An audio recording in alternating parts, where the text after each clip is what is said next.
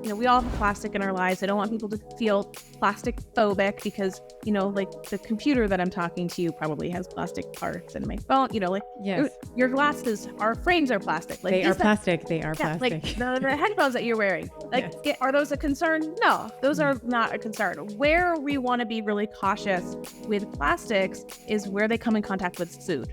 And that means what we put food in, and also when we buy food, what is that food packaged in?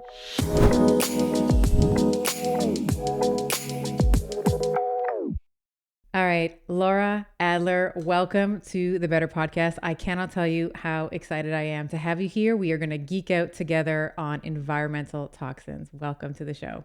Yeah, thank you so much for having me. I think this is going to be really fun. Yeah, I have been, like I said to you in the pre-chat, I have been studying your work. You have such a large scope of work that we are going to get into today. And I think as my mind has been blown, I think we are going to help our Bettys also make better choices when it comes to some of the environmental pollutants and toxicants that they are unaware of that are maybe using on the day-to-day. Yeah.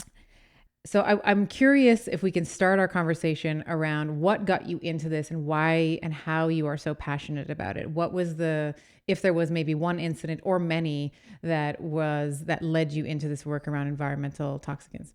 Yeah, it's a sort of meandering, circuitous journey. I didn't certainly seek out doing this work. It kind of fell in my lap. For some context into why I think I'm so passionate about this topic is I grew up in the punk rock scene in the 90s. And so it was very much like, damn the man, and really being hyper aware of injustices in the world, because that is some of what, that music genre scene kind of likes to highlight.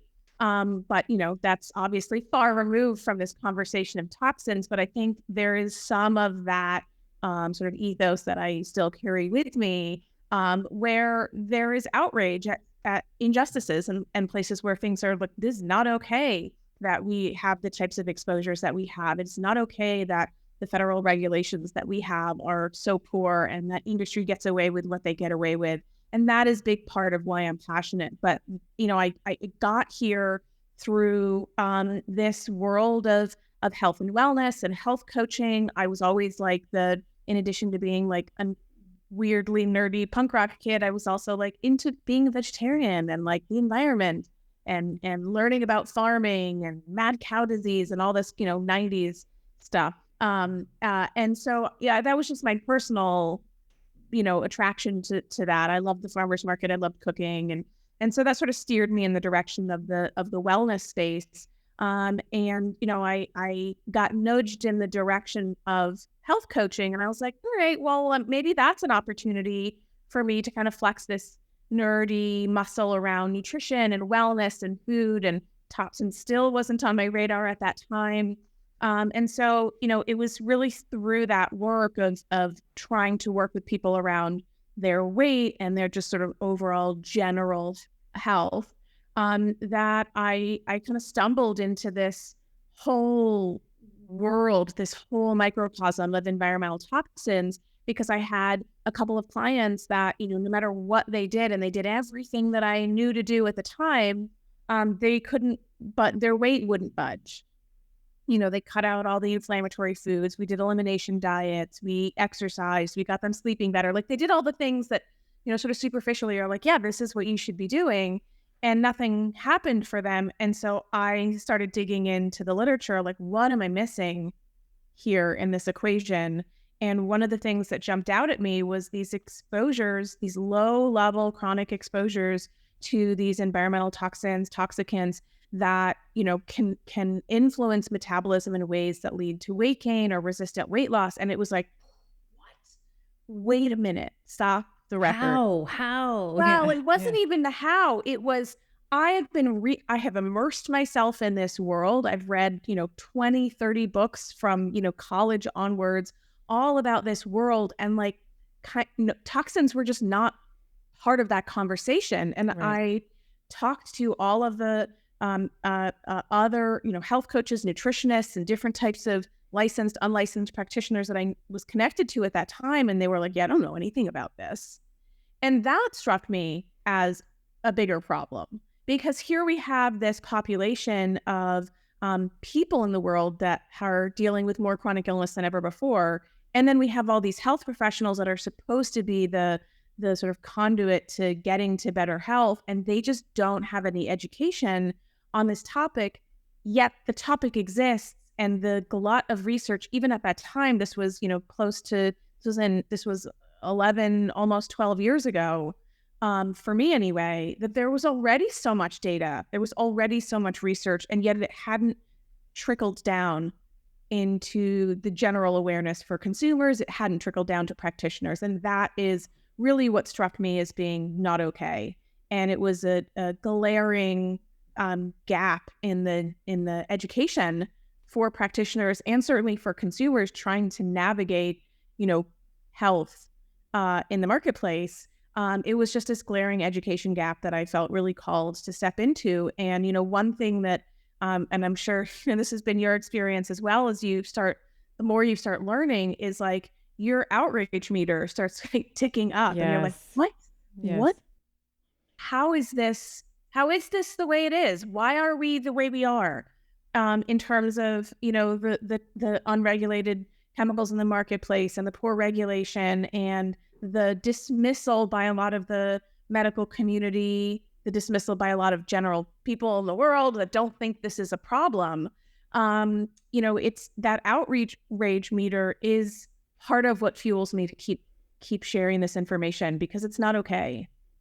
Yeah. And I think that which you cannot, if you do not measure it, how can you manage it? Right. And it's this idea that if you're not even looking for it, if you don't even think that it's a reality, then, it's very similar to when back in the day when, they proposed the idea of germs, and it was like, yeah, there's these like little bugs that like, that's why we have to wash our hands before surgery. And people thought that you were barking mad if you wanted to wash your hands before surgery, because it's like, well, what are you talking about? These little things on your hands that we can't see.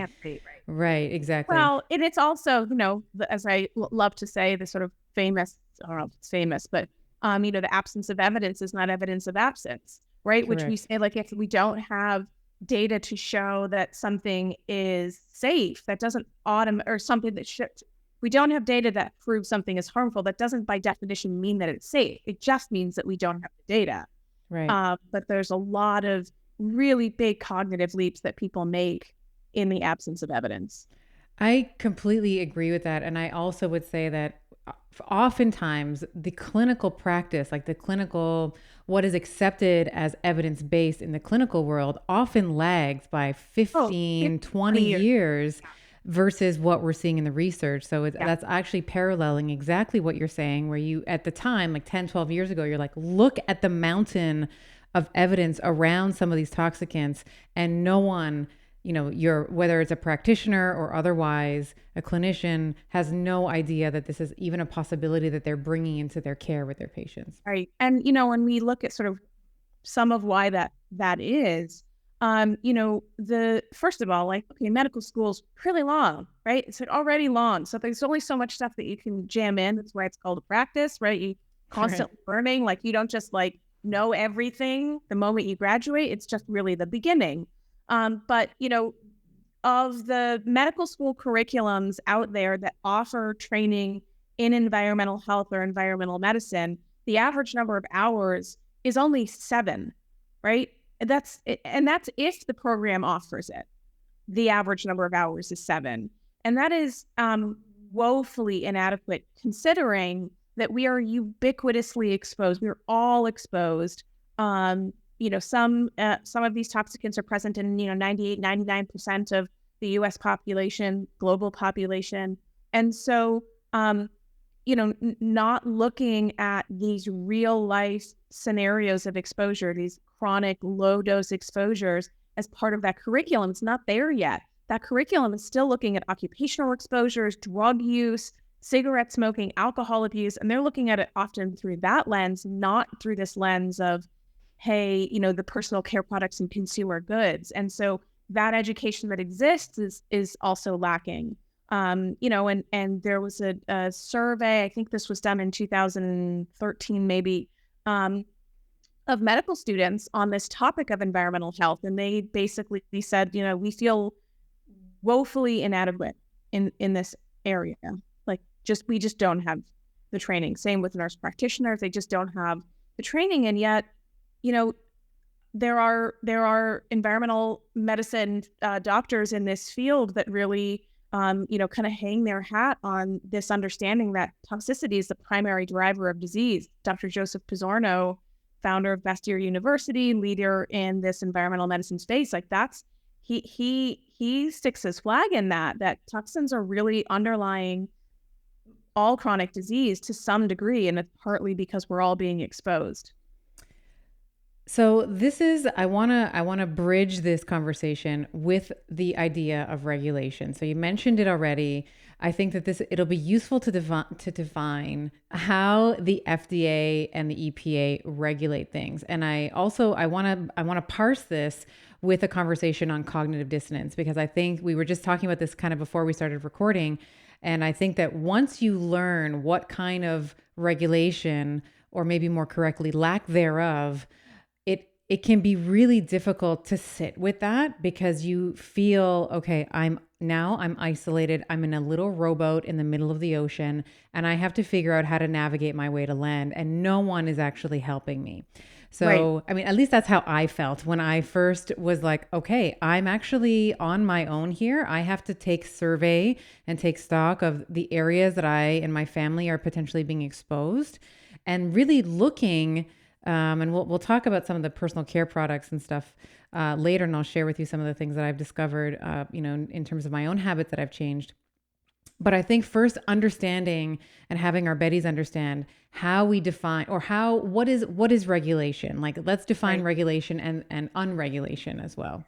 Yeah, so it's actually pretty complicated. And I think the position that most people come from is they sort of operate in the world under the assumption that our chemicals are regulated. They are, vetted for safety or for health effects before coming to market. It is just a broad assumption that if this product is for sale, somebody's tested it to make sure that it's safe. That is a sort of pretty standard assumption that people make, except that that's not entirely true. And in some cases, it's not true at all. So, what to make it even more confusing in terms of chemical regulation, there's this very sort of fragmented approach on the federal level, and then even specifically on the state level to chemical regulation. So there's not one agency that, or agency or group, I should say, that regulates chemicals. So we have the Toxic Substances Control Act, which is our primary piece of federal regulation that is responsible for most of the chemicals in commerce, but not all. So pesticides are not regulated under TSCA. Pesticides are regulated under FERPA, which is the Federal Insecticide and Rodenticide Act. So they're regulated by another agency. So when we talk about, like the EPA is regulating pesticide chemicals under TSCA, this Toxic Substances Control Act, it's a partially true statement. So not all chemicals. We have the Consumer Product Safety Council, which they're the ones that's doing, recalls for lead in your children's toys. If there's a lead scare, there's lots of different agencies. The Food and Drug Administration is going to regulate some chemicals as it, the original passage, what ultimately becomes the FDA as we know it now, started as the Food, Drug, and Cosmetics Act. That's the FD&C Act. And that was passed in 1938. Now, they don't regulate everything, right? They regulate food, drugs, and cosmetics. Asterisk, small print, not really. And we can come back to that. But, we have to, one, recognize that there's this incredibly splintered approach. There's not one organization or agency that's responsible for regulating all chemicals in all different categories. They've splintered that approach. Drugs are regulated by the FDA. Like I said, pesticides are regulated by another agency. Chemicals in consumer products are regulated sometimes by yet another agency. So it's a splintered approach that makes it confusing. So that is a problem. The other thing is that we just have incredibly slow transformation of our policy. So, for example, this Food, Drug, and Cosmetics Act, originally passed in 1938, certain aspects of that policy have been updated over the years, have been modernized because, lots of things are different since 1938. Like lots of things have changed. And so, certainly the regulations around food, certainly the regulations around drugs have been modernized, but the cosmetics portion of that Food, Drug, and Cosmetic Act of 1938 has never been updated. It's a page and a half long. And so, and what it does regulate is it's like, no, we're really looking at like labeling fraud, that you can't say your product contains an ingredient that it doesn't contain.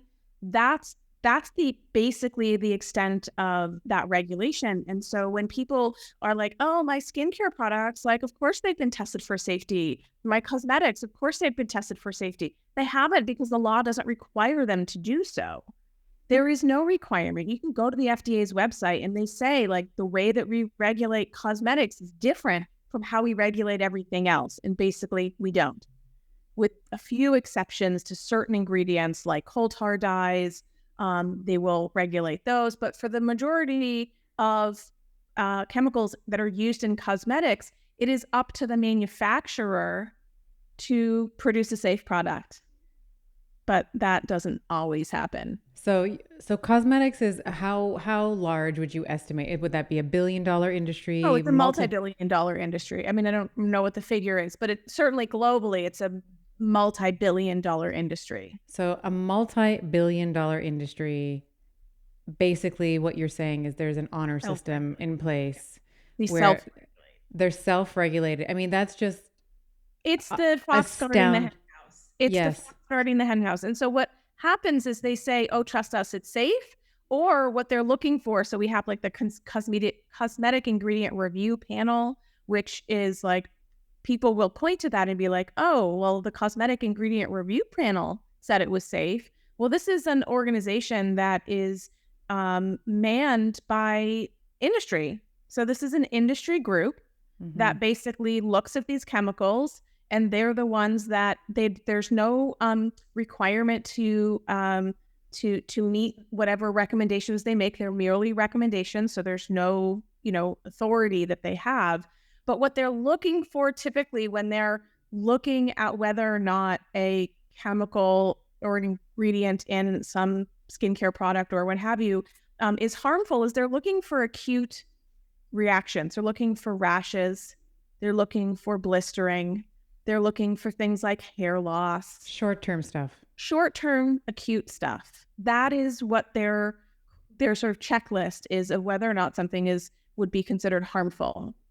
And that's a giant net with giant holes all over it. We are not all the problems, right?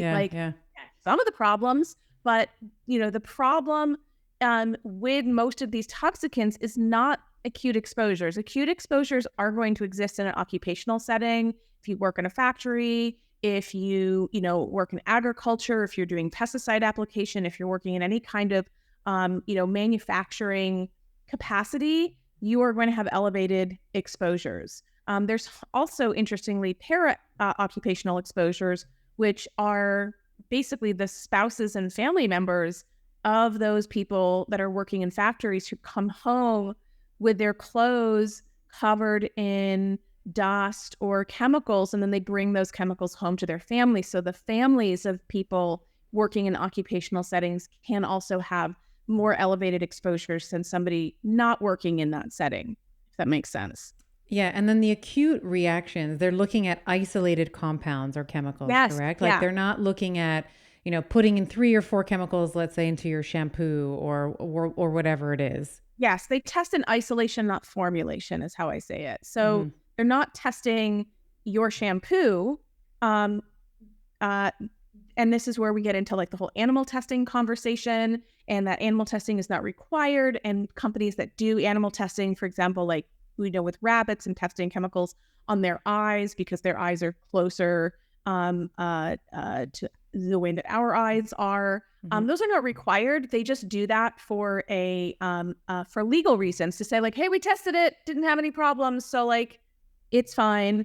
But even animal testing has become, there's a lot of controversy around many and I'm not saying this is either the right thing or the wrong thing, but people will say, well, it's cruel. It's animal cruelty to take rabbits and test them and drop these things in their eyes.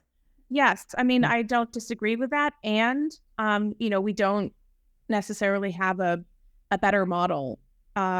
We don't have AI that's up Right. to the And you probably task. can't do it on humans. You can't be like, And hey, you let's, can't test chemicals on humans because right. that we have just from a species perspective have decided that is unethical, which understandably it is. And so we have to test them on something. But this idea again that our products have been tested for safety is that's just not real. It's not true. I mean, you can, like I said, you can go to the FDA's website. They clearly state we don't regulate chemicals and we don't say that things are safe. And like we were just saying, is this idea of, when chemicals are tested, first of all, this is where we can get into that, whole toxicity conversation of who declares what is toxic, right? This the field of toxicology does this.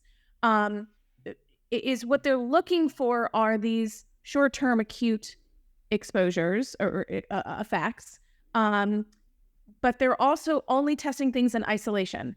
So there exists, particularly within the realm of endocrine-disrupting chemicals, and we can certainly go down that road, there exists something called the cocktail effect, which is the synergistic effect where when scientists are testing multiple endocrine disruptors at the same time, they're finding that the effects are amplified. So it's not a 1 + 1 = 2, it's a 1 + 1 = 5 or 1 + 1 = 10. And so every day on the daily for 40 years. Yeah.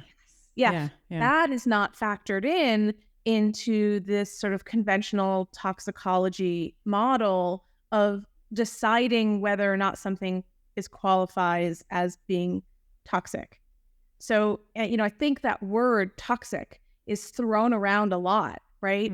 Whether we're using it sort of as this conceptual word of like toxic masculinity or some phrase like that, or like toxic relationships, right? So there's lots of iterations of this word.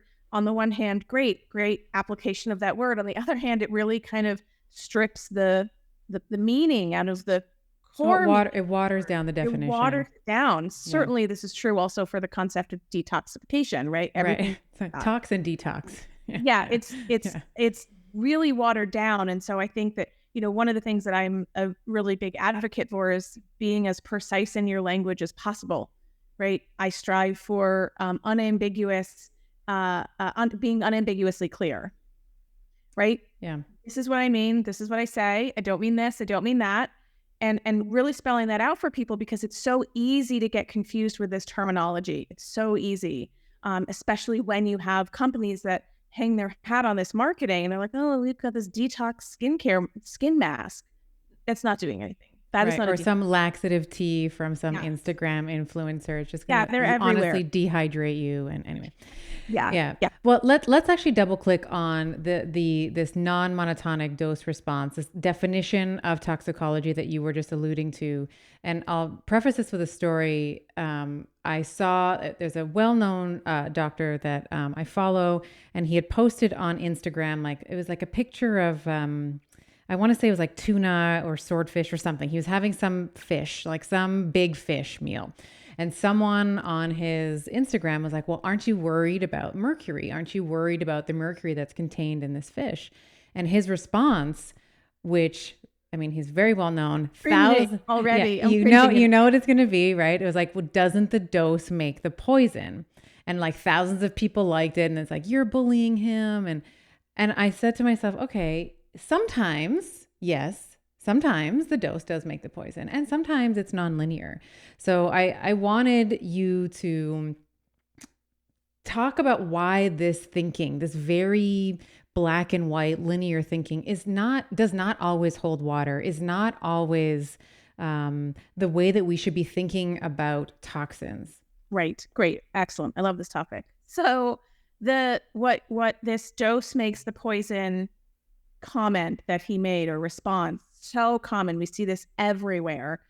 This really is the foundation of toxicology. It was a phrase. He didn't exactly say this. He said some more verbose 16th century version of this goes back to Paracelsus, who basically is deemed as like the grandfather of toxicology. Like he kind of invented the field of toxicology. And basically what he's saying is like, look, everything can be a poison. It's just the dose that matters. That is what defines whether or not something is a poison or a toxin.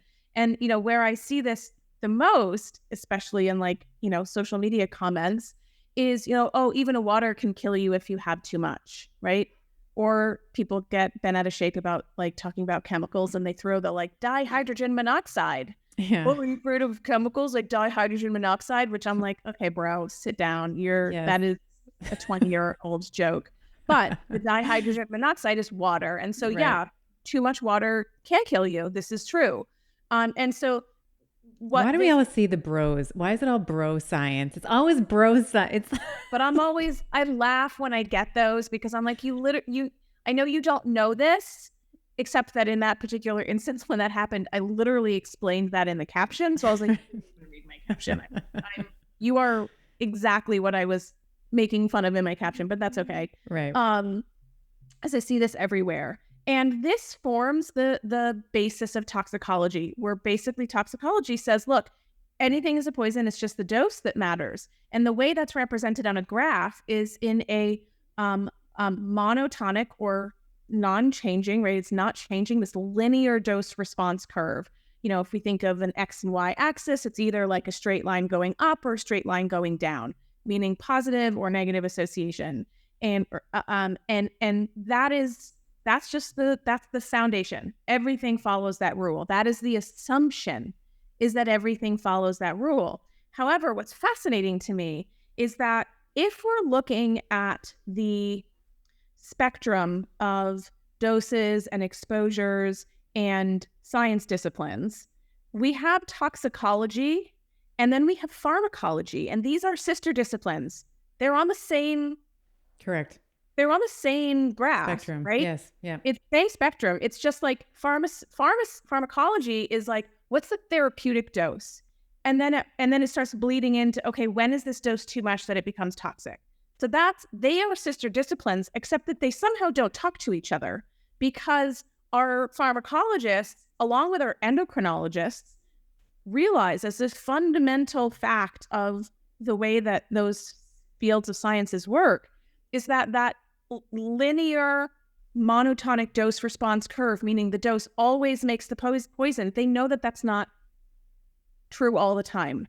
So as I like to say, it's true but partial. The dose makes the poison is true but partial. So for example, radiation, a little bit of radiation from, eating a banana or going out in the sun or flying in an airplane, like our body can tolerate that, no big deal.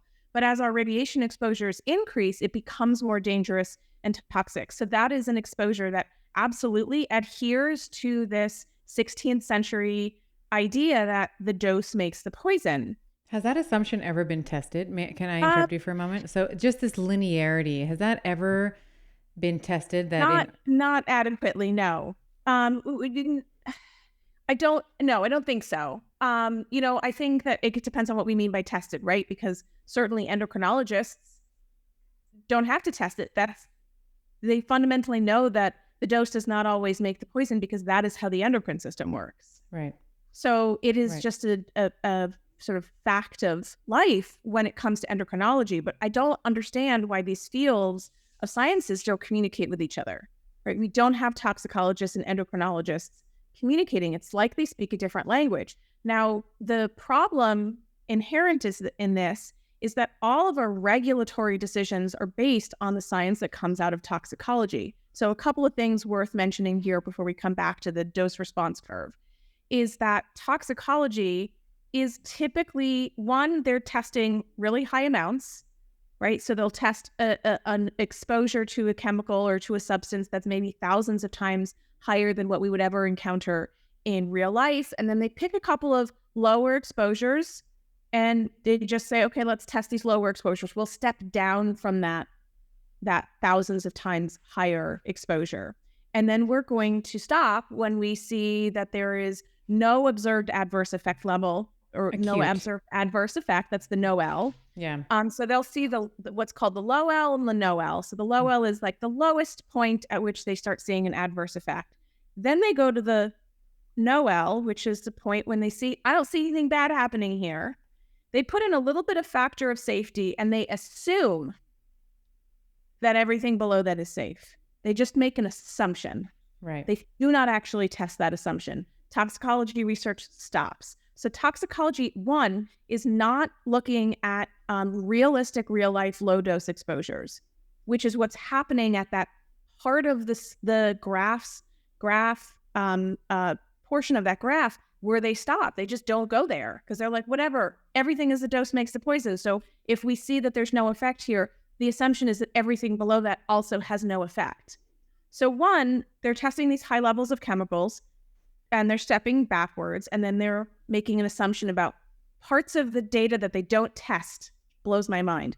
The other thing is that they're looking for really specific endpoints that they deem relevant. So, organ changes in organ weight, tumor growth, death, sort of the ultimate endpoint.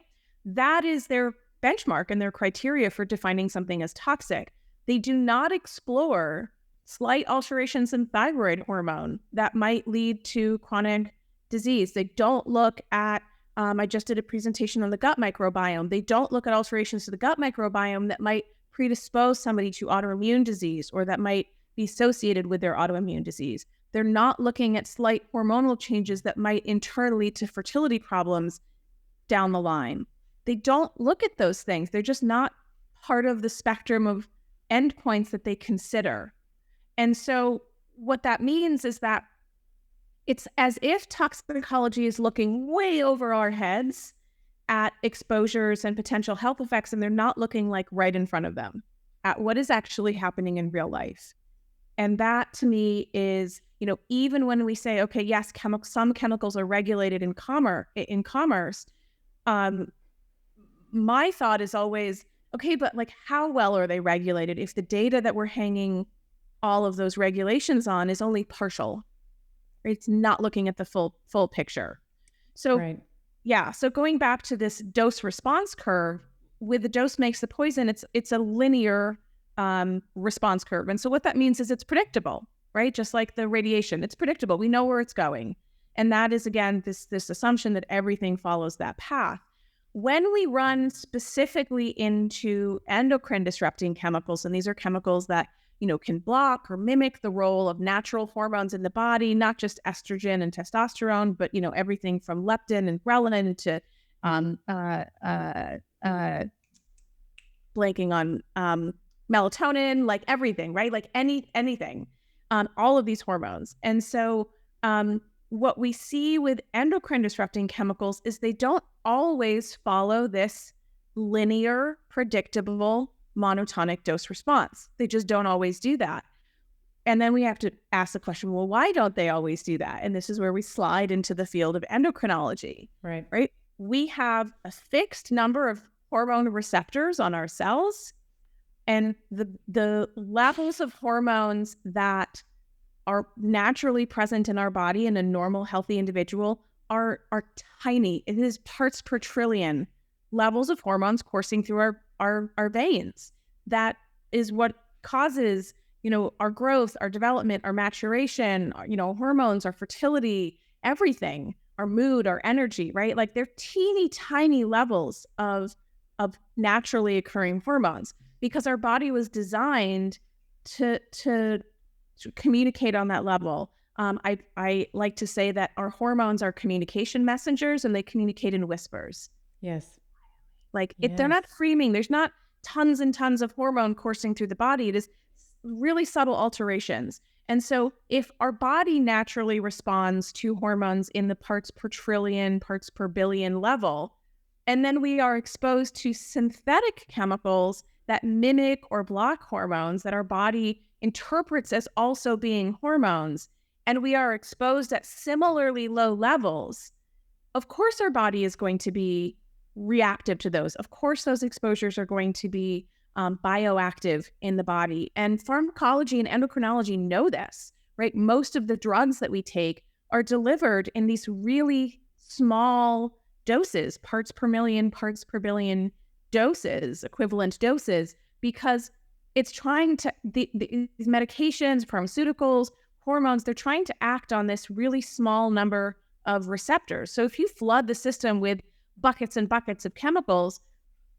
the receptors are going to max out and they're going to go, well, we're all full up. So anything above this level, like it might cause, some other health effect, but it's not going to affect the signaling system.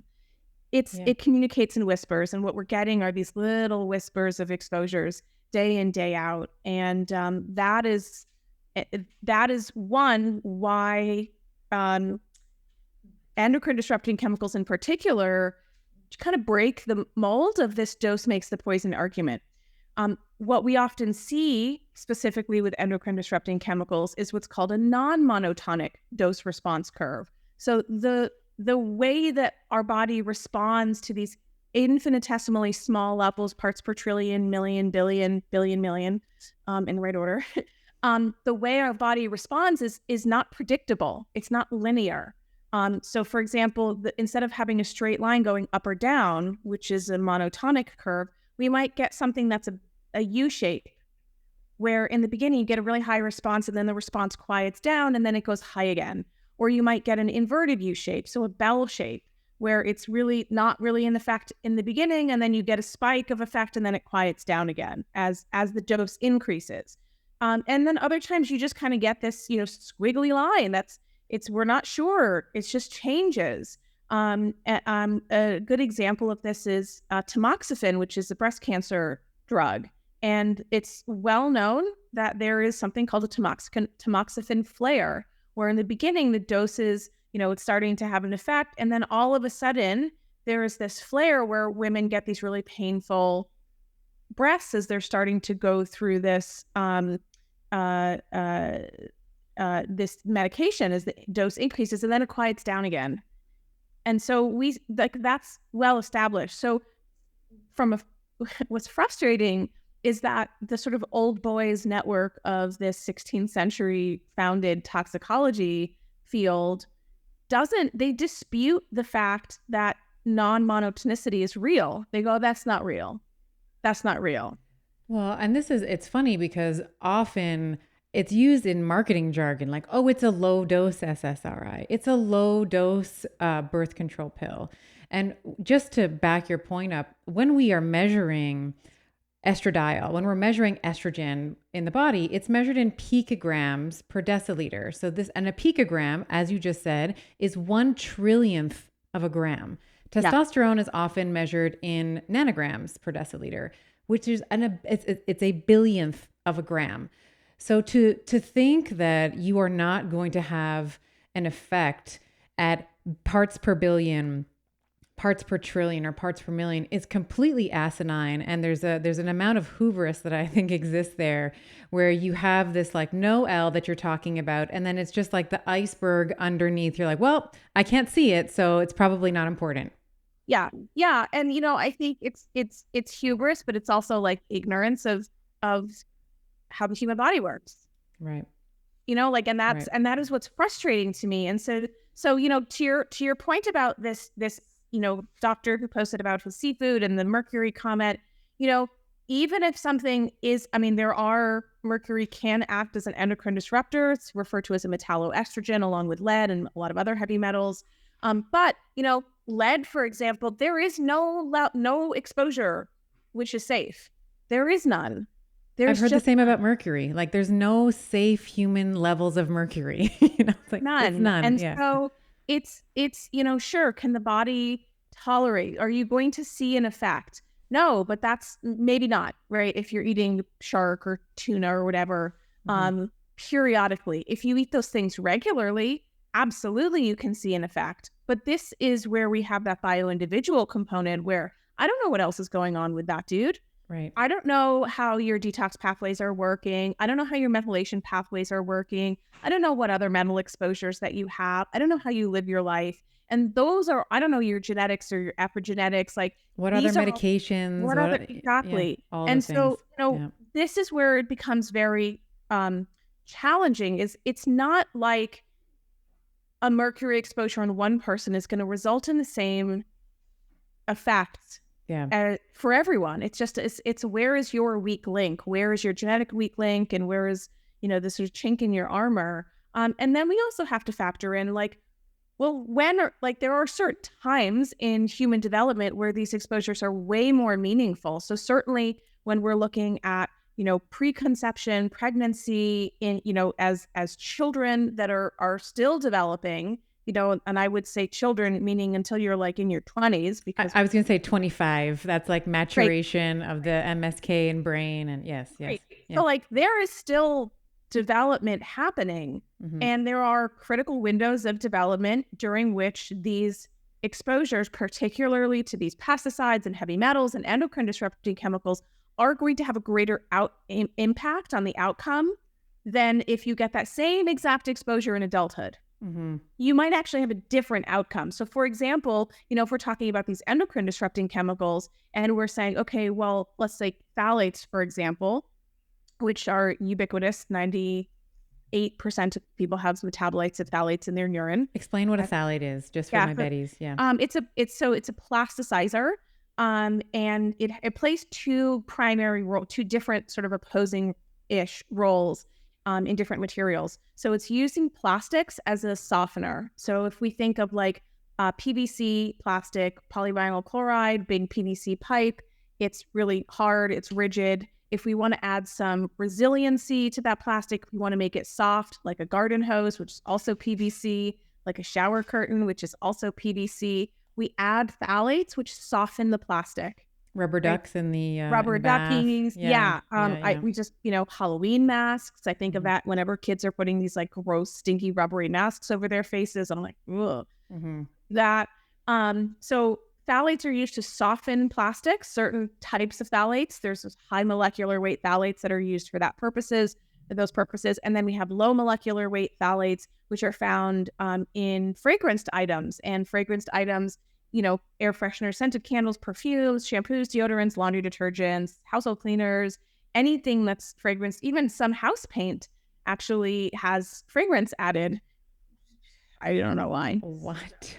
Oh you can have a lavender scent added to your paint, which is, don't do that. Don't do that. Oh my goodness. So while it's off-gassing, you can also smell it's just add more off-gassing to the mix. And so in those fragranced products, phthalates, they're not what constitute the fragrance. Those are other compounds and musks and synthetics and flower essences and whatever that are making up the actual fragrance. But phthalates are added to those fragrance as a fixative, or is sometimes used as a stabilizer for things like color and scent. So it stabilizes so the product doesn't separate out, and so that it adheres to our skin or our clothes. So, this is where we see ads for Downy dryer sheets, and it has these fragrance release beads. That means that your clothes will still smell fresh 2 months after you wash them.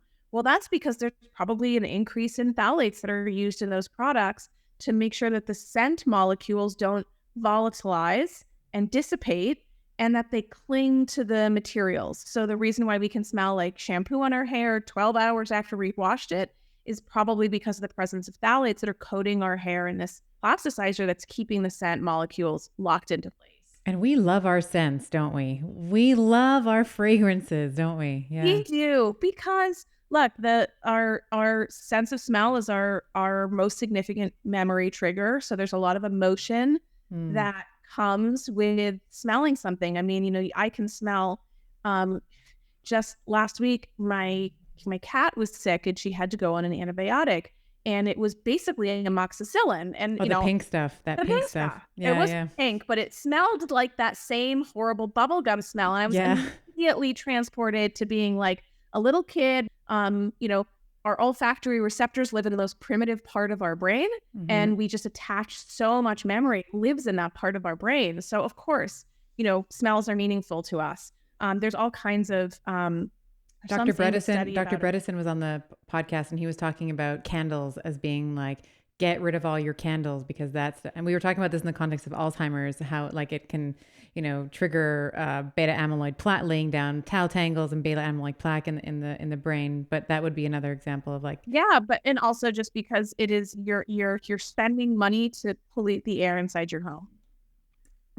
Well, when you put it that way, I mean, that's the worst. Oh yeah. I mean, look, a lot of people get frustrated when they encounter this discussion of toxins and having to make changes to reduce exposures. And one of the biggest objections is that it's expensive. If you stop buying scented candles and air fresheners and plugins and these reed diffusers and Febreze, the Christmas trees and the Uber drivers in your car, I'm talking to you, Uber and Lyft drivers. Yes, please don't do this. Yes. Just don't buy them. And if you really do want your house to smell like something, like you can diffuse some essential oils sparingly, please, because just because something is natural does not automatically mean that it is safe. Mercury is natural. Arsenic is natural. So is cancer. Yum is natural, right? So just because something's natural doesn't mean it's safe. I think people go to either end of the extreme. Everything is safe. Nothing is safe. And I think that's that's the frustration, Laura, because I think that you get these, I want to call them evidence-based trolls, because you'll get people, I post something about detoxification and you'll get people say, well, I thought that the liver, that's like one of the jobs of the liver. How can you suggest that, eating something from the brassica family or something, like I'm, whatever I'm suggesting, saunas or whatever. And it's like, that's not what that's not how it works. The liver already, and we have this argument. Ignorance, because the molecules that are present in those brassica are what allow the liver to do its dang job, right? We need those nutrients are necessary for phase 1 and phase 2 detoxification in the liver. So somebody saying that just highlights their ignorance about how the human body works. Right. I get spicy about this because I get these comments all the time. Right. And I just, it's. Well, spices are not toxic, right? So we can get spicy. Spices can be toxic. Spices, sorry. So spices can actually contain a lot of heavy metals. I was trying to make a joke and that failed horribly. I know. Right. Look, this conversation is a lot. And as I like to say, with a smile on my face, that I can be a black cloud and I can ruin anything fun that you're doing. I can. I don't want to, but like I have the power to ruin anything. I love it. Let's talk a little bit about, so I want the people who are listening here are now we sort of have an understanding of, an unregulated industry, things that have not been updated for almost a century at this point. And we have an understanding now that, toxicology bleeds into whether or not we want to, admit it, into pharmacology, and that we are working with very small doses, and it's the cumulative effect of those doses over time, and it's the multitude of exposures. It's not just the one, SLS or whatever it is in your shampoo. It's the shampoo, and then you go on and you put the makeup on, and then you go downstairs and you take your food out of the plastic container and you heat it up in the microwave. Like it's all of those things. So let's talk a little bit about personal care products. We touched on phthalates already.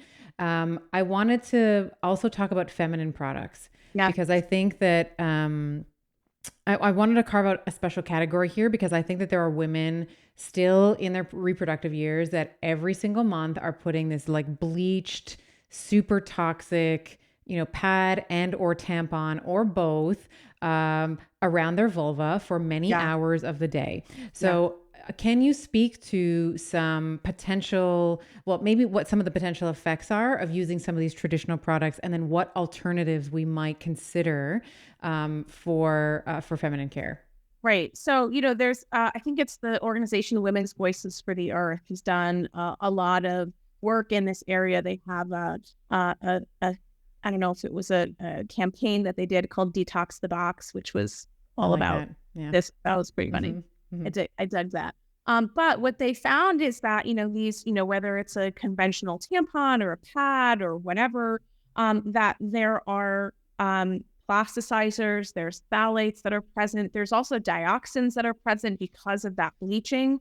So it's not that there's necessarily chlorine residues from the bleach in these products, but that that process of bleaching can produce these dioxins, which are very potent carcinogens.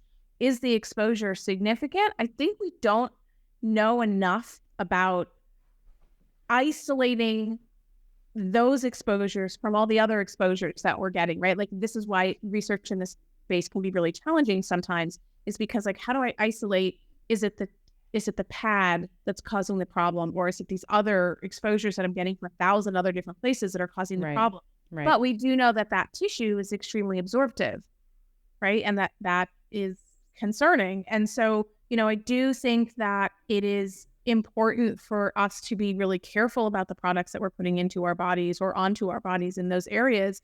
And I think, if we can move towards, at the very least, if somebody's going to use a tampon, let's make sure that it's an organic cotton that doesn't have pesticide residues. Most of these are not bleached cotton.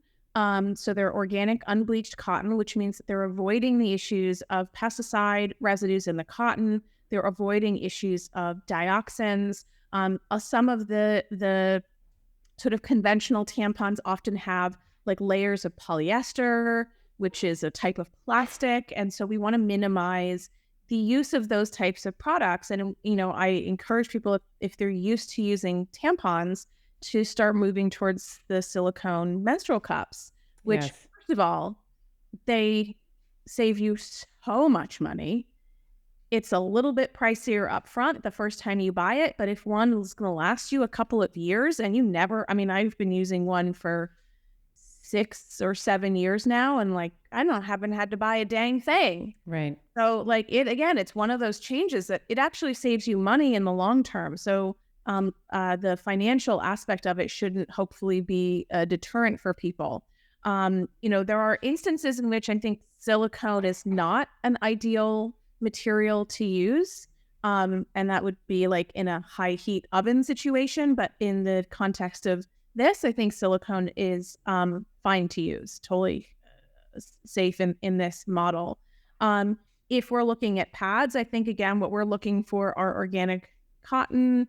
And there's plenty of companies out there that offer these. If people want to use reusables, cotton pads, like the whole Glad Rag style, those options exist. But I do really think that we want to move away from those conventional products. A lot of those products also have fragrances added. Talk about another place where fragrances are sneaking in. Right. And that's just because they're trying to, it's got this, layer of fresh scent that nobody, is, this morning breeze or whatever they call it. Right. Yeah. And it's just marketing. We do not want to have scented products near any highly absorptive skin like that. Now, I mentioned earlier when I was talking about phthalates that high molecular weight phthalates are used in plastics and low molecular weight phthalates are used in these fragrance mixtures. Well, low molecular weight phthalates the molecules are so small that they easily pass through the skin and enter the bloodstream. This is why we have phthalates in our urine, is because they just migrate right into the bloodstream because the molecule size is so small, it passes right through the layers of the skin. And this is why women of childbearing age have the highest levels of phthalates. I think it's 20 times the normal rest of the population, because they're using so many products. Your lipstick can have fragrance added. Your mascara can have fragrances added. This is an unnecessary place, totally unnecessary. But we're so many of these exposures. It's not just through makeup and personal care products. Again, it's through the scented candles, the air fresheners, laundry detergents, cleaning products. Yeah. And so women of childbearing age that are either, using a lot of these personal care products and or also doing, house cleaning and laundry, things like that, are going to be disproportionately exposed. And that is concerning because these chemicals are reproductive toxins. So the reason why they highlight in the research that they're women of childbearing age is because, these chemicals are going to affect or can affect fetal development. They can affect outcomes for children in terms of, even things like behavior, ADHD, depression, anxiety, have all been linked back to these, in utero phthalate exposures. Boys that have exposures to phthalates in the womb have higher incidences of a birth defect called hypospadias, which is where the urethra does not develop at the end of the penis, but somewhere else along the shaft, has to be surgically corrected. There is in rodent studies that are looking at phthalates. This is research that's been done by Dr. Shauna Swan. She's brilliant. She's got a lot of papers on these topics. They've identified what they call phthalate syndrome in rodents and rodent studies. They're able to replicate this. And phthalate syndrome is represented by this cluster of symptoms like hypospadias, like undescended testicles, smaller penis size, but then also this shorter anogenital distance, which is that distance that's measured between the anus and the genitals. And that's a marker of masculinization or feminization. So the shorter that anogenital distance, that is a marker of feminization, right? Because women have a smaller distance on their anatomy than men do. And so we're starting to see those same types of symptoms, if you will, in the human population. So it's, yes, we can replicate these in rodent studies, but it's when we start seeing it mirrored in the human population, like that's where it's pretty concerning. Yes, 100% agree. And the significance, I just wanted to, you may have already mentioned this, but just in case my listeners didn't catch it, the significance of it being able to be absorbed directly into the bloodstream is that it doesn't go through the liver, which is the detoxification organ. So in order for the liver to say, okay, this is a toxin, let me change it into an intermediate and then find a way to excrete it, it doesn't do that. It eventually gets there, right? But when it absorbs directly into the bloodstream, this is where the problem, then it just hangs around and has this opportunity to create and wreak havoc on, developmentally, as you said, neurodevelopmentally, reproductive organs, etc. Yeah, that's bypasses first pass metabolism. And this is true for anything that we absorb or that we inhale. Right. Let's talk about plastics, because I said to you before we started recording that I have been walking through my house and I'm like, oh my God, there's plastic everywhere. So I was saying to you before, I was like, okay, I bought this Vitamix. It's freaking $500 and it came with a goddamn plastic thing. And I have been, I've had it for years and, did the bulletproof coffee thing, like hot coffee with the butter, whizzing it up. I've made like broccoli soup in it because that's like it's like advertised, like make soup in your Vitamix. I'm like, okay, I'll make broccoli soup. So like I've had like the steam kind of coming out of the thing and it's all hot and whatever. And it's plastic.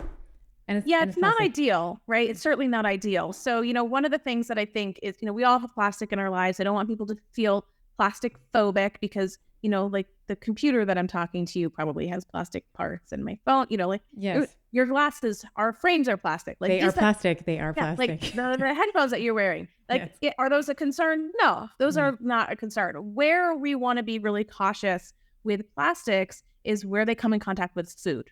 And that means what we put food in, and also when we buy food, what is that food packaged in? And there are a couple of things that will so first of all, what's happening with these plastics is these plasticizers, whether it's BPA or phthalates or any other compounds that are used in this plastic, they're not molecularly bound to the matrix of the plastic. And so what that means is the molecules are like, they can kind of just fall out, right? It's like not a tight matrix, like glass is molecularly bound. There's no leaching happening with glass because of the way the molecular structure is. It's impervious to any of that. Plastics are not like that. And so we have a natural migration of plastics that are going to happen without any outside interference. So for example, if we look at like the dashboard of an old car that's been sitting out in the sun, where that dashboard, that plastic dash used to have some bounce to it and had some, color, over time, it becomes brittle and cracks. And that's because the plasticizers that add that resiliency have migrated out. We see this in like electrical cords. If you have like an old vintage lamp and you try to bend the cord and it cracks and it crumbles, it's because all the plasticizers have migrated out, and they've done that on their own with no interaction. And so so we know that those molecules will migrate out regardless. there are things that exacerbate or speed up that migration, and that includes heat, oil, acidity, and abrasion. And so when we have hot food, especially that might be oily, right? Like our bulletproof coffee, where we're putting our MCT oil in or coconut milk or whatever, that heat and the oil is going to increase the leaching of those compounds. And so we're going to see some of those compounds in what we're consuming. We commonly see this with like the plastic Tupperware container that had the tomato soup or pasta sauce in it that's like stained orange, and it's forever stained orange. Like no matter how many times you wash it, it's never going to be clear again. And the reason for that is because these hot, acidic, oily molecules from your acidic tomato sauce that has oil in it, you probably put it in the container when it was hot, it actually physically embeds itself into the matrix of the plastic because the plastic is not impervious, it's porous. And so the reason why you can't clean it is because it's not on the surface of the plastic, it's in the plastic matrix. It's part of the plastic now. Now, the inverse of that is if you're getting molecules from your sauce into the plastic, you're also getting molecules from the plastic into your sauce, right? It's not a one-way street, it's a two-way street here. Right. And so, when we're looking at those types of plastics that are coming into contact again with heat, oil, acidity, abrasion, and that's where we're scrubbing it or we clean them in the dishwasher, we don't want to do that. And I also add to that time. So if you're looking at like a plastic water bottle that's been, even if it's not been sitting out in the sun or in a hot truck or a hot warehouse, if it's been sitting in that bottle for years, you're going to have more plastic in that water than you would have if it was just, newly filled up. So those are the things that are most concerning when it comes to plastics. And so, typically what I encourage people to do if they're like, holy crap, like what do I do? Mm-hmm. Is just go into your kitchen, open all the cabinets, and just, you don't have to do anything, but just look, like observe through this new lens of saying, okay, how much plastic do I have? Are the cups that my kids drink out of plastic? Are the plates they eat on plastic? Are my mixing bowls and pasta strainers plastic? Like, where are there opportunities that I can start making swaps for materials like glass, like stainless steel, that aren't going to have issues with this chemical migration? And that's kind of where we start on that journey. But to your point, like, yeah, I don't think it's wise that people are putting these hot, oily foods in their Vitamix. I think what we would want to be using instead is a stainless steel immersion blender, which you can get for like $25. They're not expensive. Yes. They're not without problems. So I think we have to, everything that we're doing is a little bit of it's a lesser of two evils choice, because there's very rarely perfect choices. And I think that that's okay. So, unfortunately, there was some research a couple of years ago that was like, oh, there are these PFAS chemicals that are used in that motor housing of Vitamix blenders and immersion blenders. And it's like, oh God, I'm like, oh God, I'm thinking in my head, I just ordered the stainless steel attachment for the Vitamix. And now I'm like, what's PFAS? Explain what's PFAS. Yeah, PFAS are perfluoroalkyl substances or polyfluoroalkyl substances. These are fluorine-based compounds. So fluorine is an element. And these are chemicals, we most conventionally are aware of them through their use in like nonstick cookware. So like our nonstick pans and waffle irons and stuff like that. Those are actually not our most significant exposure sources to those chemicals, but it's the one that we understand the most. And so these chemicals are designed to repel oil and repel water, which is why they are used as nothing sticks to them. They're just really, really resistant. So these PFAS chemicals are so resistant to breakdown that they are referred to by the scientific community as forever chemicals, meaning every molecule that has ever been created still exists. They are highly persistent chemicals. They don't break down. There's no half-life. It's in the body, sure, there'll be a half-life. Not that they'll break down so much, but that they'll finally get excreted. Or they'll outlive us. Yes. Yeah. Yes, well, they Yeah. will, right? Yeah. They absolutely will. And so, these are, if we think of other applications of where we're being exposed to these PFAS chemicals, it's anything that has a waterproof or stain-proof um, feature. So if we have stain guard treatments on our couches or on our carpets, those are PFAS chemicals. It doesn't have to be stain guard as a brand, but any kind of stain-resistant treatment on our textiles, we're going to see that. Any waterproofing. So our Gore-Tex rain gear and camping gear and backpacking and tents and all that kind of stuff is coated with this waterproofing hydrophobic substance, which are these PFAS derivatives. There are thousands of them on the marketplace. There's not just a chemical, there's thousands of them. And they're also used in firefighting foam. So firefighting foam results in a large amount of water contamination because, they're spraying hundreds of gallons of these chemicals. So if people live near military bases or if they live near airports where they'll use these foams, they contain these PFAS chemicals. Now, the reason why this is concerning is, first of all, it is suspected that PFAS compounds or metabolites are measured in like 99% of the human population.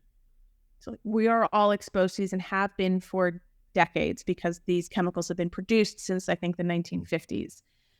So they've been around for quite a while. Now, the real problem is that these chemicals interfere with thyroid function, among other things. They also are linked to cancer and certainly other types of hormonal disruption. But anything that has a fluorine component, fluoride, the fluoride that's added to drinking water, hydrofluorosilicic acid, these perfluoroalkyl substances, perfluorooctanoic acid, perfluorooctosulfonic acid, this is PFOA and PFOS. Those all have fluorine in them. The fluorine is on the periodic table of elements. It's a halogen, and it's a halogen right alongside bromine and iodine, which our thyroid needs. And so when we are exposed to, and chlorine, so chlorine, bromine, and fluorine are all halogens. And so when we are exposed to chemicals that are fluorinated, brominated, or chlorinated, which is a large swath of chemicals, those chemicals displace the iodine in the thyroid. So they're all competing for the same thyroid receptors in the thyroid. And so, in Europe, in the 1940s and 50s, I think, fluoride tablets were prescribed by doctors to lower thyroid levels in hyperthyroid patients. So it is a thyroid suppressant. Where this is a problem is, hypothyroidism, so low thyroid, is a widespread issue. Yes. Among people, and just becoming, I think that it's becoming either people are becoming more aware of it, or it's just becoming a bigger problem. Yeah. But, where this is extremely concerning, certainly for anybody that has thyroid disease, Hashimoto's, anything like that, like they want to make sure that you're not being exposed to these fluorinated compounds. But if we have a pregnant woman who has low maternal thyroid hormone because of, this cocktail of thyroid suppressing chemicals, that is going to impact the neurological and physical development of her child. So low maternal thyroid, increased risk for mental retardation, for autism. So these are not insignificant exposures, not insignificant. And so these PFAS chemicals, like saying, like, okay, fine, they're found in they can be found, they're not always found in the motor housing of these appliances that were used, not the primary exposure. Primary exposure is going to be through contaminated drinking water, and then more specifically through, your stain-resistant treatment on the couch and on the carpets that you're exposed to. They're also found in food packaging. So if we think of like our grease-proof, waterproof cardboard that's used to house our frozen dinners or our takeout containers, or they line the inside of bags of microwave popcorn. Why? Because it's unsightly to see the oil that's used inside that bag seep through the paper. Like, nobody wants to look at that, God forbid. So they have to coat the inside of these bags in this oil resistant coating so that it doesn't seep through the paper. So we eat it instead of seeing it. Yes, we eat it instead of seeing it. Exactly. Yeah. So, if people are interested in this topic, there's a couple great films. The Mark Ruffalo film Dark Waters, which is sort of a dramatic portrayal of the legal case that this one lawyer, Robert Bilott, basically took it upon himself to be the squeaky wheel for DuPont, which is one of the primary manufacturers of these perfluorinated chemicals. And he was suing them for 20 years and is still on their case. And they did a dramatization of this story in this film Dark Waters. It's on Netflix. There's also a documentary called The Devil We Know, which is the sort of documentary back end story of this same situation. So those both came out, I think, last year. And so these particular chemicals have been in the spotlight a lot more recently. I will make sure that those make it into our show notes.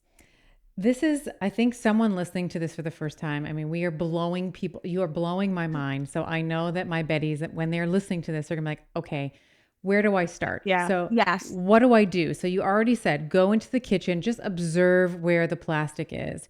If someone wanted to, like myself, asking for a friend, AKA me, if I wanted to redo, so, for example, I cook with cast iron, I cook with stoneware. I'm like second guessing now. I have a ceramic, it's called non-stick, but it's a ceramic. Ceramic coating. So if someone wanted to like overhaul their kitchen, so the glass containers, you said like the storage of the food. So maybe when we go to the grocery store and we get these like berries in plastic and the cereal or whatever it is that we're buying in plastic, or we put the broccoli in the plastic bag or whatever. Yeah. How would you set up in an ideal world? Like, just kind of give us some action steps in terms of like the ideal kitchen, because that seems to be the big through line with what you're saying is like the touch points for the food are important. So let's talk about cookware, bakeware. Let's talk about how we would. Yeah. So, and I want to just kind of put a little mention to some of the things that you mentioned about like, cereal, and you're putting your broccoli in a plastic bag. Those specifically, like putting your broccoli in a plastic bag at the store and then taking it out and putting it in the fridge. I am concerned about those issues, not from an individual health standpoint, but from a pollution sustainability standpoint. Right. So just, there are different sides to this conversation that I can't ignore the sustainability aspect.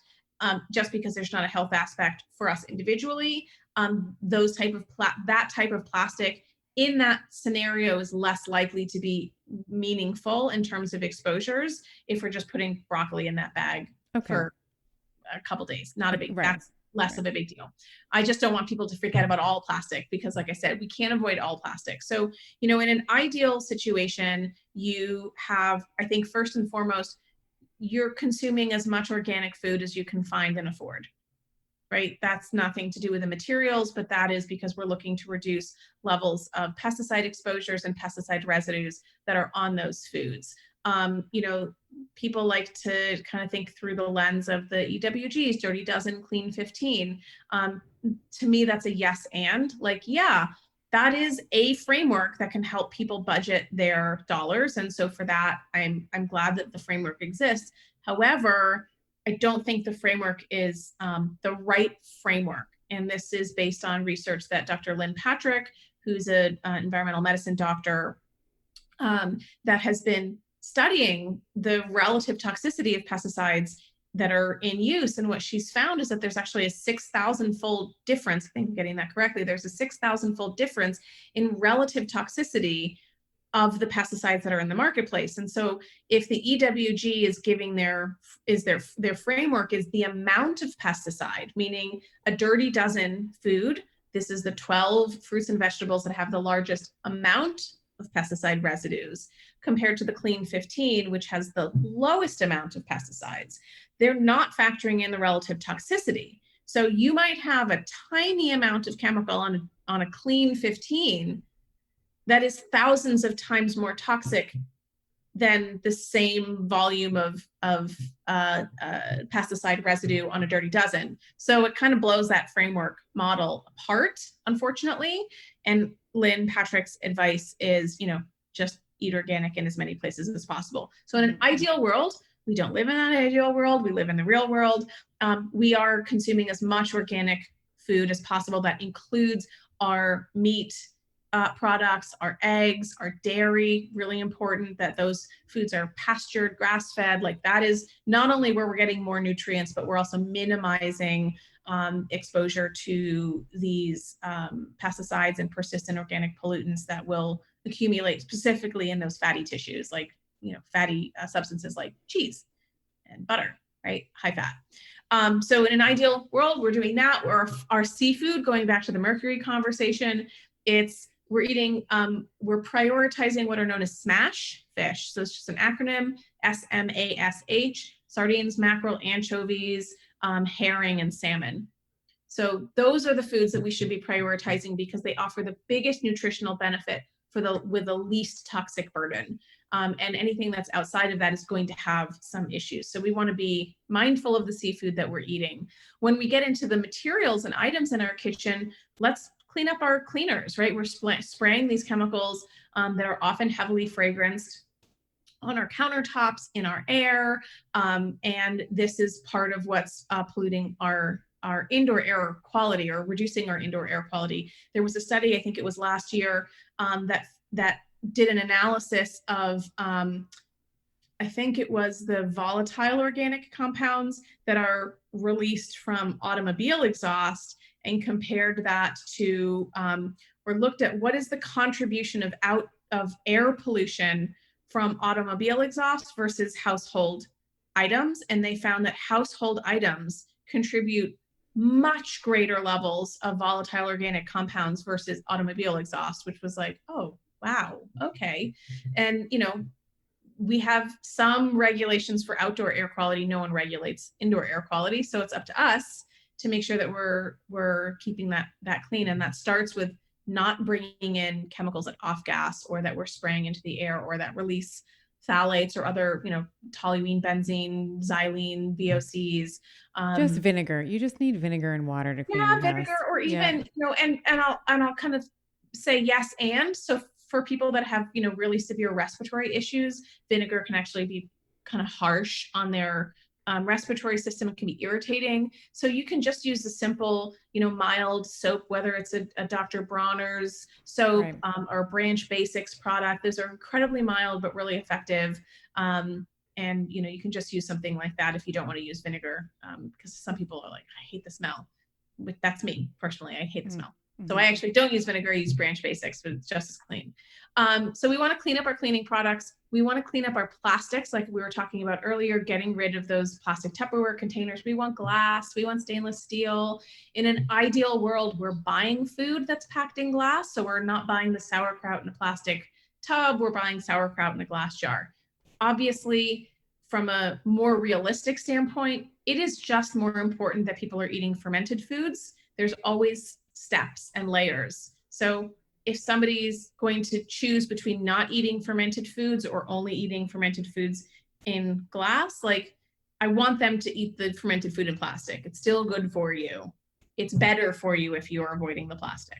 Mm-hmm. And the same is true for conventional and organic, right? Exactly. Like you should always have you should always have vegetables. And if you can afford regardless. So yeah, I don't want people to go away from this saying, okay, if I can't have the organic broccoli, then I should just not eat broccoli. Like it's always going to be better for you than not having it. But we're just talking about an up leveling here. Yeah. And the exception to that, I think, is where we get into seafood. Like nobody should be eating swordfish. Right. No one should be eating bluefin tuna for lots of reasons, but one, just because of the mercury count. So no one should be eating those. Anyway, so moving on, then we want to upgrade our cookware, just like you said, cast iron, enameled cast iron, carbon steel, stainless steel, glass, stoneware. that is what we want to look for. The issue with, I actually have a post on Instagram in the pipeline on this, is the ceramic nonsticks. So most of this, first of all, we don't know what they include because there's no federal regulation that requires disclosure. Right. So we just kind of have to rely on their marketing and hope that they're being truthful and honest, which that doesn't always happen. Right. The fox in the hen house again. Yes. Yeah. But the idea is that these ceramic nonsticks, many of them are using sort of a silicone. They're not actually ceramic, right? They call them ceramic only because it looks like a ceramic coating. It's not actually real ceramic. Ceramic is also a process. It's not a thing. So your toilet bowl is, well, that technically is porcelain, but it's a process. It's not an object or a material.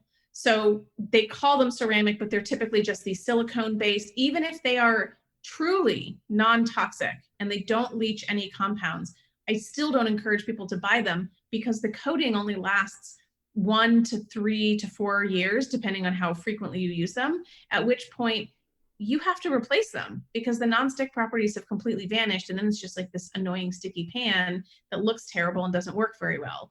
So why would you want to keep buying cookware every 5 years?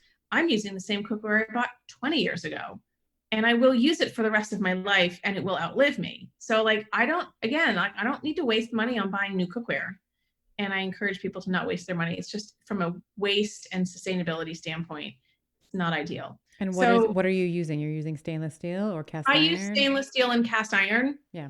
Primarily, and then enameled cast iron. I use them for different reasons. So I won't, I'll use cast iron for eggs and pancakes because they'll stick on stainless steel. But this is just, I don't know if other people have experienced this, but if I'm cooking spinach or chard that has high oxalates, I find that the oxalates tend to ruin the seasoning on my cast iron. So I only will cook those in stainless steel. It's just a weird thing that I've discovered. That's a pro tip, guys. That's a pro tip. Pro tip. Because if you're a cast iron junkie, your seasoning is everything. And often, if you don't season, I find if I don't season mine, on a regular basis, then I'm starting to get I can't I have to make sure that the cast iron is well seasoned and hot if I'm going to be using, if I'm going to be using it for eggs, Yes, and most of I make eggs almost every day, and I never have a problem with my cast iron. Most of the challenges that people have with cast iron just comes down to cooking technique and then cleaning technique. They're over cleaning, they're stripping, yes. They don't, when you, pro tip, cook with cast iron, you just get a scrub brush with no soap. You can use soap. I use soap on my cast iron if I cook fish, because I'm I don't want everything else I make to taste like fish. Right. But once you've cleaned it, you put it back on the stove and you heat it, and then you put a thin layer of, I use ghee. Ghee is what I cook with. So you can just use whatever you're using to cook with, preferably not an oil that will go rancid, and an oil that has a better, higher smoke point. Mm-hmm. But then you just give it a really thin coating and then let it cool down, and it's good to go. I'll be honest and say half the time I don't even clean my cast iron. I just scrape out the bits and then I just leave it on the stove with whatever residual fat is in there, and it's fine. So yeah, and then just, you don't soak it and you don't let your food sit in it for too long, because that'll also start to degrade that seasoning. Yeah. So yeah, that's it. And then the other thing that I'll add in the kitchen, and this is again, ideal situation, is everyone's water is filtered. We didn't even get into that topic. Right. There's hundreds of contaminants in our water that are not regulated by the Safe Drinking Water Act. And these are fluoride, same chemicals we were talking about before. They're, pharmaceuticals, narcotics, disinfection byproducts, lots of chemicals that we just don't want to be ingesting. So filtering the water is ideal. And I think for the kitchen anyway, that's probably the majority of the sort of big things that we want to tackle. And then certainly if we move outside of the kitchen, we can look at the cleaning products that are used in the rest of the house and the laundry detergent, again, dumping those scented candles and air fresheners, cleaning up your personal care products. It's a lot. All of this is a lot. in terms of making these changes. And, one thing that I think is important to kind of leave people with is this is not something that you have to do overnight. Yes. I have been doing this for 12 years, right? In terms of researching this, I've been teaching for 8 years on this. I am still making changes, right? Because we can't expect people, and we can't expect ourselves to like throw out all our furniture. Like when it comes time to replace your couch, look for one that doesn't have flame retardants. When you go to, buy new clothes, look for ones that are organic cotton if you like them, and minimize the synthetics and the acrylics, not because there's an immediate toxicity issue there, although with some clothes there can be. It's more of a, we're just contributing to this issue of microplastics in the water, the fibers that are released from these acrylic clothes, which is the sort of cheap, fast fashion that we have now. Those will come back to bite us in the ass because they're going to come back in our drinking water, and they do. Right. So, and that is a problem. So it's not an immediate harm, and it's not something that I have to be fearful of the clothing that I'm wearing. But there's a lot of things that we can do. Getting an air filter in your home, taking your shoes off when you come in the door, right? We are not tracking just dirt and dog poop in. We're tracking in heavy metals and particulate matter and pesticides from our neighbor's lawn that we just walked past, or the park that we just went to.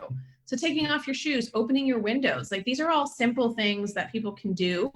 And it's just I hate this expression of like, it's a lifestyle, but it's a lifestyle. And the nice thing is, typically when people are on some kind of healthy journey, it's because they've had some health challenge, and there's some degree of motivation to kind of clean house, literally and figuratively, to optimize their health in some way. And when we ask people who are on that journey to make a major overhaul in their diet, like that's hard, right? It's a big thing. A big ask. Yeah. If I ask you to get rid of your plastic Tupperware containers and swap them with glass, compared to swapping your diet, changing your diet, that's easy. It is. So I encourage people to think about it through that lens. These are lifestyle changes that, for the most part, once you get into this groove, you don't really have to think about it again. Right? And it's the cumulative effect that I think that you're really alluding to that's important, right? Yes. So it's, we've talked about the acute, like the acute is for all intents and purposes somewhat studied. It's the chronic low grade exposure that we're worried about. And in the same way that having an LDL number that's high for 2 or 3 months is really not going to be predictive in any way of cardiovascular disease. It's really when we look at a high LDL number over 30 years, that's more important. And it's the same that what you're talking about now. So we've been exposed, like you just have to assume that you're going to be exposed to plastics and some phthalates and some obesogens and all the like flame retardants and the food in the water and all that stuff. But if you can slowly start to swap them out, that's why I love the advice that you gave before. It's like, just look, go and look and observe. You don't have to do anything. Just say, okay, like I have some Ziploc plastic containers. It was 20 for $5. Maybe I want to chuck those.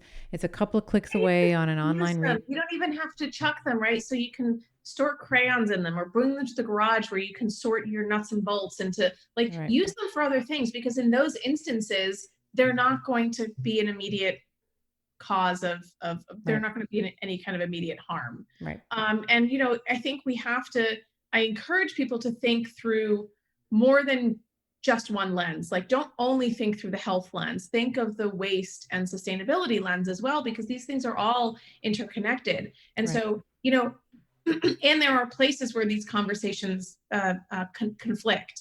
Right. So in the sort of zero waste, I want to be sustainable conversation, we have people that are reusing their plastic containers over and over. They're reusing yogurt containers and butter tubs and things like that because they don't want to be wasteful. But that's actually increasing your plastic exposure, particularly because those are single-use plastics and they're not designed to be reused frequently. So that's where we have the sort of butting up against the sustainability, reuse stuff over and over again so that I could avoid sending it to the landfill with like, well, that's a health issue at this point. And so we have to kind of prioritize, what is going to be the most meaningful.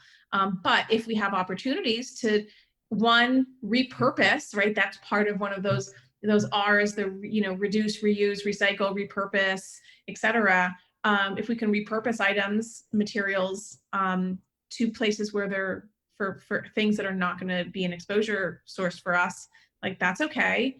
And then what happens is our buying habits shift. So like I was saying earlier, like, okay, well, when I buy pasta sauce, I always want to make sure that aside from it being organic, that it's packaged in glass. I'm not buying it in plastic.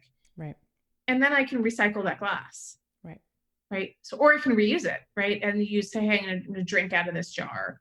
In many stores, like we buy our milk in a glass container and you bring the glass back to the store and they give you a credit on the glass. So there's also, so it ends up actually being the exact same cost as buying the thing in the plastic or in the carton. It's just an extra step. It's so you have to make sure you got to remember to pack it in your car when you're going to the grocer. Yeah. Which if you're me, you would forget that every time. So. Right. So I know that you teach clinicians. There's courses that you have. So we have a broad spectrum of listeners here. We have everyone from naturopathic doctors and chiropractors and medical doctors who listen to us, as well as the average consumer. So if there's a clinician or otherwise, if someone wanted to learn more about you, maybe work with you, can you tell us how we can find you and where we can get in contact with you? Yeah, absolutely. People can just go to my website, which is laraadler.com. And all of the courses that I teach are listed there. The sort of foundation flagship course, which is where I usually recommend people start. And we kind of did a really breeze through today of a lot of the issues that we cover in that course. Is called Talking Toxins. And it's really a foundations course to help practitioners understand, like, what are we being exposed to? Where are those exposures happening? How might those exposures affect us to cause or contribute to some of the health challenges? And then most importantly, what do we do about it, right? Which is what we've just been talking about. And that course is really focused on, like, what are the things that are most actionable for people? Because we don't want to go in and say, oh, you got to rip up your carpets and right. You got to change your diet. You got to throw out your couch, and then you got to do everything differently forever. Forever. Yeah. Like that doesn't work either. And so certainly people can check out those courses. For everybody else who's maybe not wanting to do that deep of a dive, I would invite everyone to come follow me on Instagram at Environmental Toxins Nerd, because I've got tons of information there that is accessible to clinicians and non-clinicians alike. And it's a great community, and there's tons of information over there that people can nerd out on if they like. And you live up to your handle, girl. Like, I love, I have loved this conversation, and I have found it in preparation, in talking to you, learning about all of these things. There's so many things we actually didn't even get to talk to you about today. We're going to have you back on, but so useful. And again, this is like the through line is helping people make better decisions. So even if it's one small little step, that is a huge change over the course of someone's life. So thank you for all the work that you do, for the environmental toxin nerd that you are. I honor the, there's we have like a little nerd namaste here. Like, the nerd in me honors the nerd in you. I appreciate that. I appreciate that. And I feel seen. So thank you. Thank you. Thank you so much. And I will make sure to have all the references that you've been talking about. So your website, Instagram, and some of the documentaries you're referencing, and Dr. Shauna Swan, all these things in the show notes for people as well. Excellent. Yeah. Thank you.